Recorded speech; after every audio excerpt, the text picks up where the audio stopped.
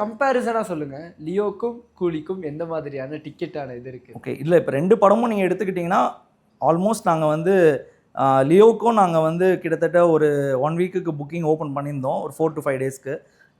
அதுவுமே ஆப்வியஸாக இதே மாதிரி தான்.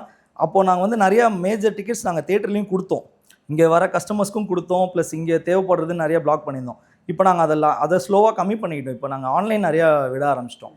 ஏன்னா இங்கே வர கஸ்டமர்ஸ்க்கு வந்து இங்கே வரவங்க தான் இங்கே புக் பண்ணுவாங்க, இல்லை வேறு எங்கேயோ டிக்கெட் கிடைக்கலன்னு புக் பண்ணுவாங்க. ஆனால் அவங்களுக்கு நேராக அவங்களுக்கு டிக்கெட் கிடச்சிரும். இங்கே வரும்போது அந்த புக்கிங் கோடு அதெல்லாம் செக் பண்ணி அனுப்பிச்சிடுவோம். ஆனால் எங்களுக்கு பார்த்தீங்கன்னா நீங்கள் அந்த 4 டேஸ் ஃபுல்லாக தான் இருக்கும். லியோலையும் அதான் நடந்திருக்கும், கூலிலையும் அதான் நடந்திருக்கும். அதுக்கப்புறம் படத்தோட ரிவ்யூ வச்சு வீக் டேஸில் அதோட பர்ஃபார்மன்ஸ் இருக்கும். இப்போவே ஆக்சுவலி ரெண்டுமே ஈக்குவலாக தான் இருக்குது.